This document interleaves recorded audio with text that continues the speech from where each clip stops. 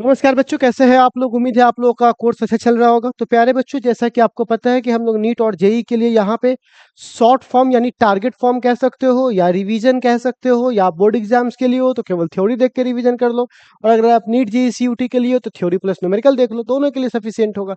तो प्यारे बच्चों, चलिए इस सीरीज में आज हम लोग 11th के चौथे चैप्टर, जी हाँ, इसमें हम लोगों का पास चैप्टर नंबर 4 है। ठीक है, इसमें हम लोग चर्चा करेंगे motion in plane. Motion in plane, ठीक है। एग्जैक्टली मैं कहने के लिए ये एक 4 नंबर चैप्टर है, लेकिन इसके अंदर कई छोटे छोटे चैप्टर्स मैं आपको इंट्रोड्यूस करवाऊंगा। ठीक है, तो सबसे पहले जिस चैप्टर की हम लोग बात करेंगे वो सबसे पहला चैप्टर होगा हमारे पास वेक्टर। जी हाँ, सबसे पहले हम लोग किसकी बात करूंगा, वेक्टर की बात करेंगे। ठीक है, वेक्टर को खत्म होने के बाद सेकेंड में हम लोग चर्चा करने वाले हैं किसके बारे में, जिसको हम लोग बोलते हैं प्रोजेक्टाइल मोशन।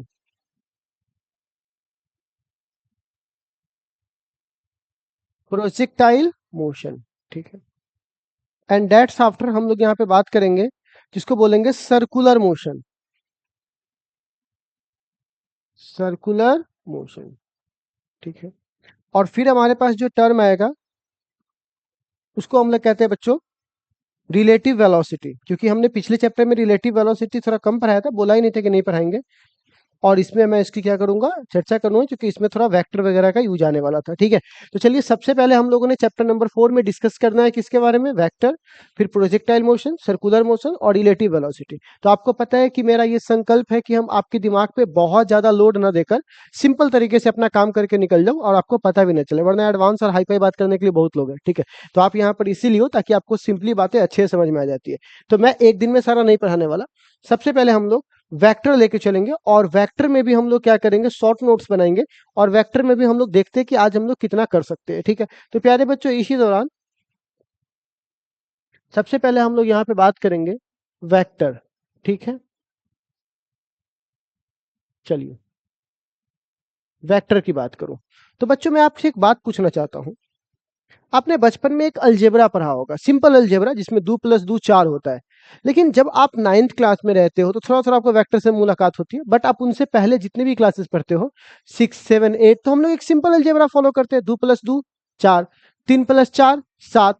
लेकिन अब अगर तुम वेक्टर की बात करोगे तो एक ऐसा अलजेब्रा जो डायरेक्शन पर निर्भर करता है, जो एंगल पर निर्भर करता है, और वो 2+3 को 5 के बजाय 4 भी कर सकता है। कहीं कहीं ये क्या बात कर रहे हैं आप, इसी के लिए तो हम लोग यहाँ पर आए हैं। तो प्यारे बच्चों, अब मैं आपसे बात करूंगा कि भैया, अगर मैं बात करूंगा अलजेब्रा के बारे में, किसके बारे में, अलजेब्रा, शॉर्ट नोट्स आपको बनाना है, ठीक है ना। तो अलजेब्रा के बारे में बात करूंगा तो दो प्रकार के अलजेब्रा हम लोग यहाँ पे फॉलो करेंगे। एक को बोलते हैं सिंपल अलजेब्रा, ठीक है, और एक को बोलते हैं वेक्टर अलजेब्रा। वेक्टर अलजेब्रा, ठीक है, ये हम लोग बचपन से पढ़ रखे, ठीक है। बट ये जो हम लोग पढ़ेंगे ये हम लोग नया पढ़ेंगे, ठीक है बच्चों। तो ये अलजेब्रा प्लस माइनस गुना भाग ये हमसे पहले से पढ़ रखे। बस इसमें क्या होगा, हम नया से पढ़ेंगे, जोड़ कैसे होगा, घटाव कैसे होगा, गुना कैसे होगा, भाग कैसे होगा, ठीक है ना। किसके अंदर पढ़ेंगे, वेक्टर के अंदर, ठीक है। तो चलिए हम लोग शुरुआत करते हैं वेक्टर का। लेकिन इससे पहले वेक्टर की शुरुआत करें, सबसे पहले हमें कुछ टर्म्स को जानना होगा। अब कौन से टर्म्स को जानना होगा, तो सबसे पहले हमें जानना होगा बच्चों, फिजिकल क्वांटिटी क्या है। हालांकि इसके बारे में हम लोग ऑलरेडी लास्ट क्लास में प्रीवियस लेक्चर जैसे यूनिट एंड डायमेंशन में चर्चा कर चुके हैं, बट फिर भी चलिए आया है तो एक बार मैं बता ही दूं, ठीक है ना। फिजिकल क्वांटिटी, फिजिकल क्वांटिटी आखिर क्या है, तो सुनिए प्यारे बच्चों, फिजिकल क्वांटिटी के बारे में मैं आपसे एक सिंपल बात कह सकता हूं कि वह क्वांटिटी जिसे हम मेजर कर सके, मापा जा सकता है, ठीक है ना। तो है ना, कैन बी मेजर,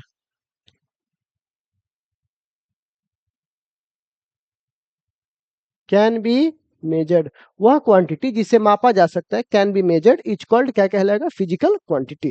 तो एग्जांपल्स आपके सामने बहुत सारे हो जाएंगे, जैसे कि मास, लेंथ, इस सब चीज को आप माप सकते हो, ठीक। लेकिन क्या आप हैप्पीनेस को माप सकते हो, तो आप बोलोगे नहीं। तो हम इसको क्या बोलेंगे, फिजिकल क्वांटिटी नहीं है। हालांकि हम इसकी चर्चा पहले कर चुके हैं, शायद आपको अभी याद आ भी रहा होगा, ठीक है ना। तो चलिए प्यारे बच्चों, हम लोग यहाँ पर अब बात करते हैं फिजिकल क्वांटिटी जो है प्यारे बच्चों, यहाँ पर फिजिकल क्वांटिटी इसको हम एक्सप्रेस करते हैं 3 रूप में। सबसे पहले जिसके पास ओनली नंबर हो, सिर्फ नंबर,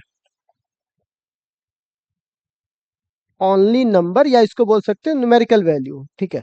जैसे मान के चलो ऐसे कई फिजिकल क्वांटिटी है जिसके पास सिर्फ नंबर ही होता है, जैसे रिलेटिव डेंसिटी 4, ठीक है।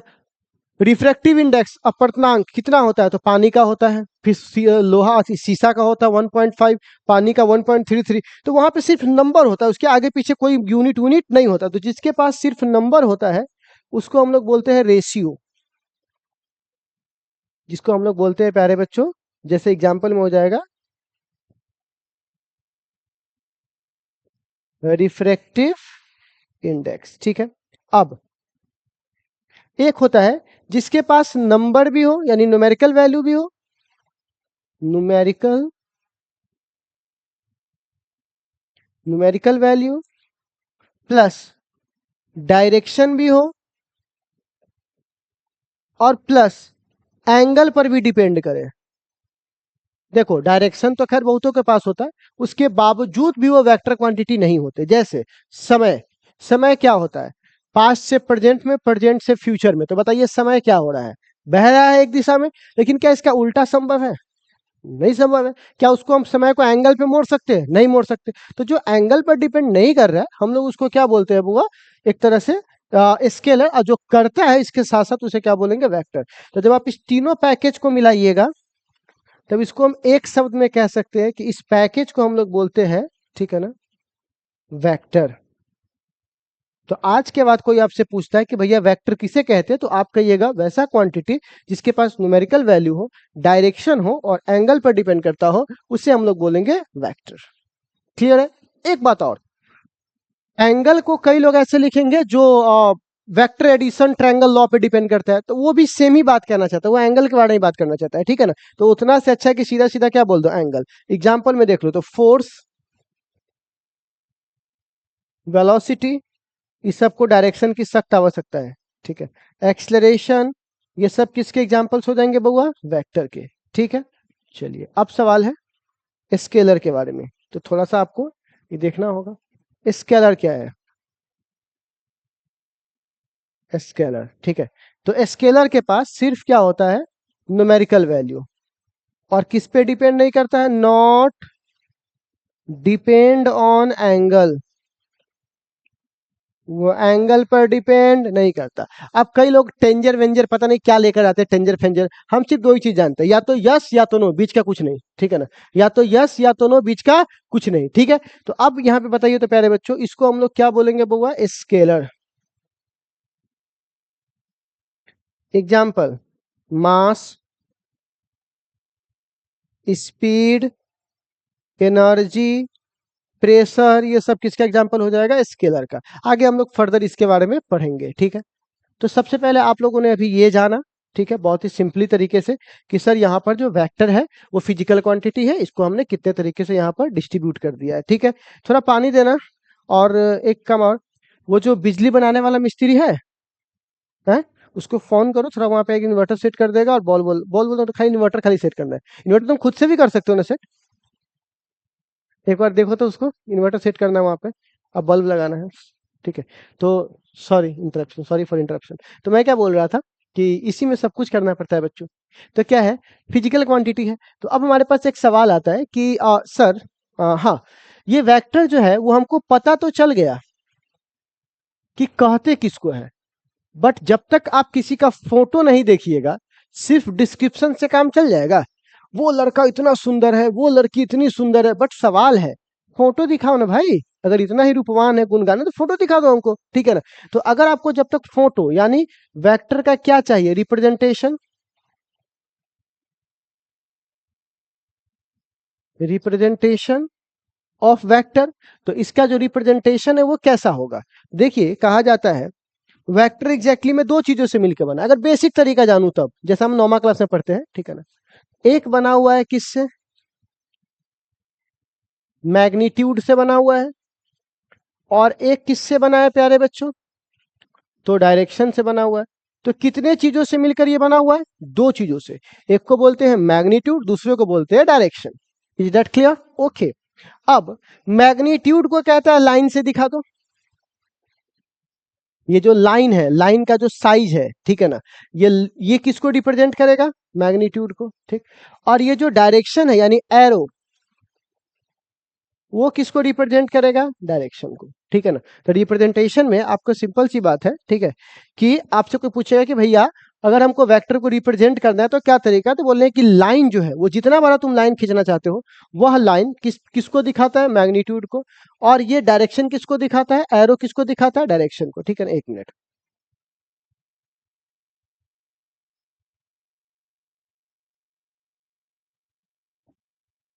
Okay okay.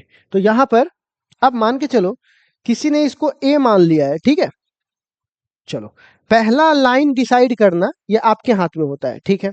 जैसे कि आप लोग ग्राफ का कॉपी कभी खींचे हो, तो ग्राफ में एक बॉक्स कितना का मानना है ये आप पे डिपेंड करता है। लेकिन एक बार एक बॉक्स मान लिए तो अब बाकी बॉक्स की जो क्रियाक्रम है, हाफ, दो गुना, ये सब उसी बॉक्स के अकॉर्डिंग सब माना जाएगा, ठीक है। तो यहाँ पर भी अगर तुमने इतने बड़े लाइन को ए माना है, तो अगर मैं पूछूंगा a/2 का लाइन खींच के दिखाओ, a/2 का, तो इसका आधा खींचना होगा। कोई बोलेगा -a/2 का खींच के दिखाओ, तो इसका आधा ही रहेगा, लेकिन खाली दिशा बदल जाएगा। तो आप समझ रहे हो ये जो मैं किससे तुलना करवा के कर रहा हूँ, इससे तुलना करवा के कर रहा हूँ। तो एक बार अगर तुमने कोई लाइन मान लिया तो ये लाइन आपका क्या कहलाएगा? मैग्नीट्यूड। कितना बड़ा मानना है वो आप पे डिपेंड करता है, जितना बड़ा आपका कॉपी उतना बड़ा मान लीजिए, ठीक है ना। वो कॉपी के साइज पे डिपेंड करता है, कोई छोटा मान के भी काम चला, कोई बड़ा मान के भी काम चला रहता है, तो उससे कोई बड़ा फर्क नहीं पड़ेगा। और जो डायरेक्शन है वो किसको दिखाता है? एरो किसको दिखाता है? डायरेक्शन को। तो ये क्या हुआ? रिप्रेजेंटेशन। तो किसी भी वेक्टर को दिखाइएगा तो ऐसे दिखाइएगा, वेक्टर को बहुत सिंपली दिखाइएगा। ए vector, B vector, C vector. कभी आपको लिखना होगा तो उल्टा, कभी भी ए को ऐसे उल्टा नहीं करना, ये गलत हो जाएगा।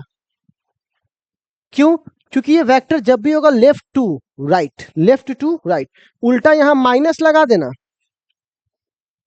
ऐसा लिख सकते हो माइनस लगा, पर इसको उल्टा मत कर देना, ठीक है। तो ये क्या है? वेक्टर का रिप्रेजेंटेशन। और अगर मैं बात करूंगा मैग्नीट्यूड का, मैग्नीट्यूड मतलब सिर्फ हमको उसका वैल्यू चाहिए, उसकी क्वांटिटी चाहिए, हमको उसको डायरेक्शन से कोई मतलब नहीं है। तो एक तरीका क्या है कि डायरेक्शन हटा दो, सीधा ए लिख दो, सीधा बी लिख दो, सीधा सी लिख दो। एक तो ये तरीका है। दूसरा, अगर आपको किसी वेक्टर का मैग्नीट्यूड लिखना है तो आप मॉड लगा दो। मॉड क्यों लगा दो?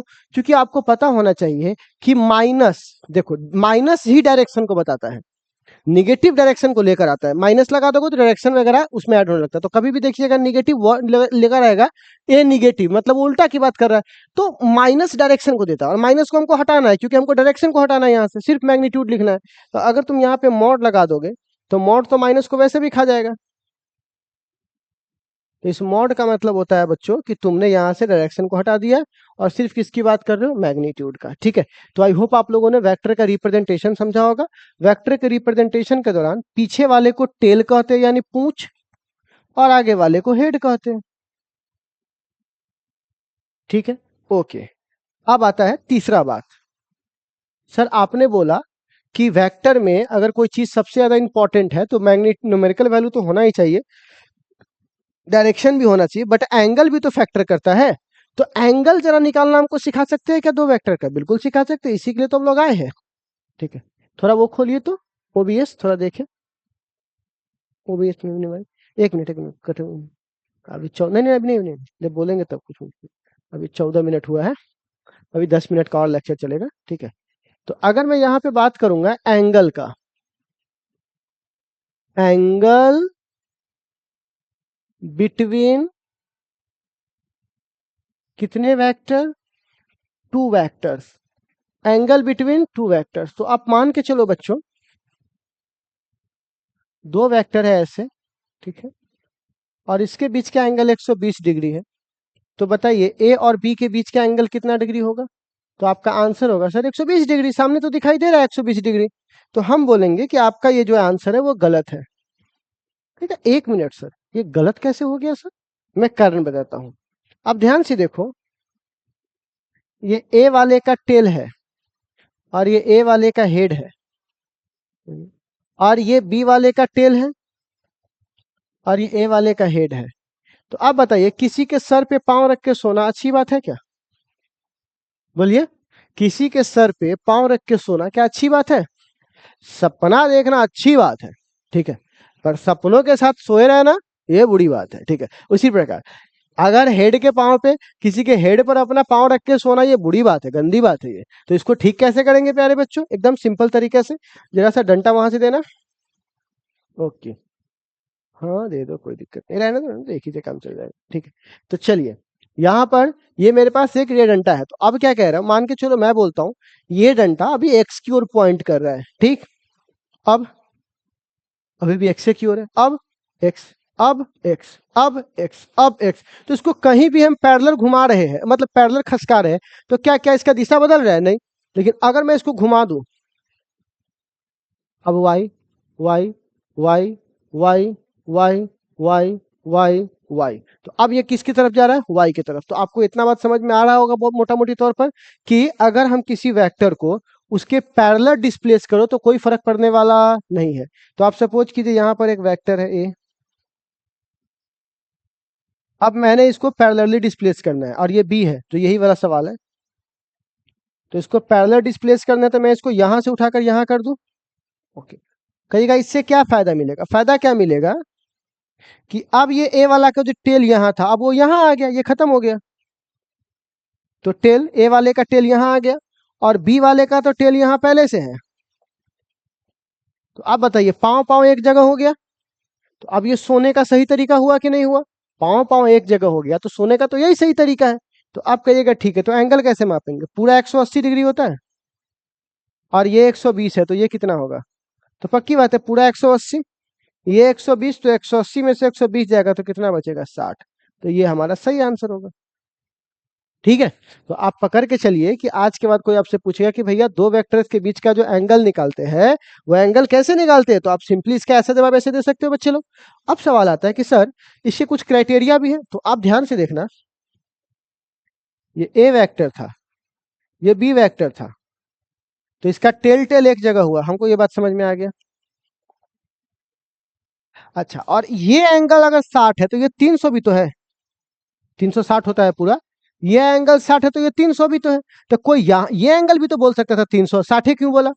तो हमको मिनिमम एंगल चाहिए, छोटा एंगल, बड़ा नहीं, क्योंकि हम दो पॉइंट पे कहीं से भी पहुंच सकते हैं, ना पहुंच सकते हैं ना भी पहुंच सकते हैं, लेकिन हमको छोटा चाहिए। क्यों छोटा चाहिए? आपसे कोई बोलता है पार्ले जी लेके जाओ, तो क्या आप बड़ा दूर चले जाते हो? लागे बगल में दुकान है तो बगल में से लेके चले आते हैं, ठीक है, जब तक कि आपका उधार नहीं बकाया हो, ठीक है। तो आप बताइए, एंगल के लिए पहला क्राइटेरिया क्या होना चाहिए? टेल टेल या हेड हेड, कॉमन पॉइंट पर होना चाहिए, जो कि मैंने ऐसा कर दिया है। अब और कौन सा एंगल लेना है? Small angle. अगर आपने ऐसा कर दिया तो हम बोलेंगे कि यही उसके बीच का दो दो वेक्टर के बीच का एंगल है। 120 को क्यों नहीं बोले? क्योंकि टेल और हेड था, यानी टेल टेल कॉमन पॉइंट पर नहीं था, और हेड हेड भी कॉमन पॉइंट पर नहीं था, ठीक है। दोनों में से कोई एक भी हो जाएगा तो काम चल जाएगा। अब चलो कुछ एग्जाम्पल आपको देता हूं। अब इसका बना के दिखाइए। अगर ये 150 डिग्री है, तो आप कहिएगा सर सिंपल, इसको खसका दीजिए। खसका दिए, अब देखिए सीधा खसकाने पे कोई फर्क पड़ने वाला नहीं है। ये 150 है, पूरा 180 है, तो ये कितना होगा? 30 डिग्री। आ गया हमारा आंसर, ठीक है। तो चलिए एक सवाल मैं आपको देता हूं।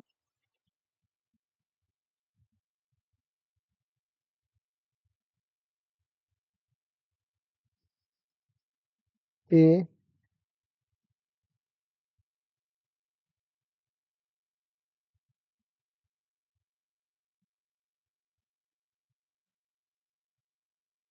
हम्म, आप बताइए ये क्या है?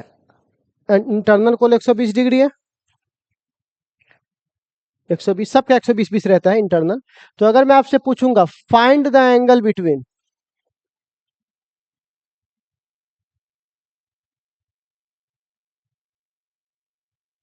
पहला में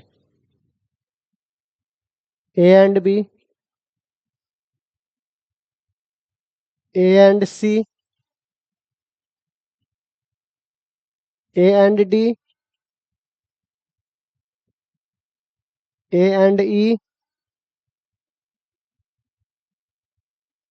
A and F।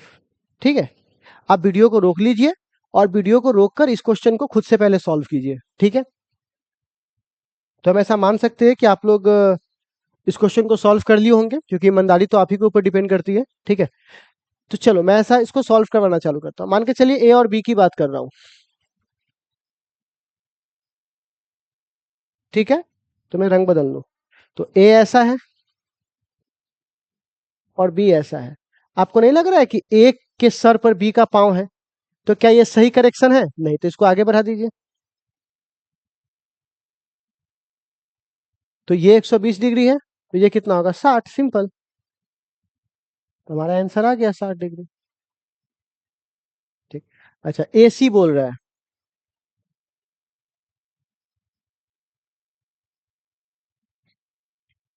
ए सी, देखो ये ए है, ये सी है। ठीक, डायरेक्ट तो कोई कनेक्शन नहीं है इसका, तो एक काम करते हैं, इसको आगे बढ़ाइए और इसको पीछे बढ़ाइए। इसको आगे बढ़ा दिए, इसको पीछे बढ़ा दिया। आप कहिएगा सर यहीं पे क्यों नहीं रोक दिए? यहाँ पे रोकते तो इसका सर, इसका पांव टकरा जाता, इसलिए थोड़ा ज्यादा ही आगे बढ़ा दिए। अब इसका टेल टेल एक जगह आ गया और ये हमारा एंगल होगा। देखो ये 120 तो ये 60, ये 120 तो ये 60, और त्रिभुज का अंतःकोण 180 डिग्री होता है, तो 6 6 12 और 6 18, तो ये भी 60।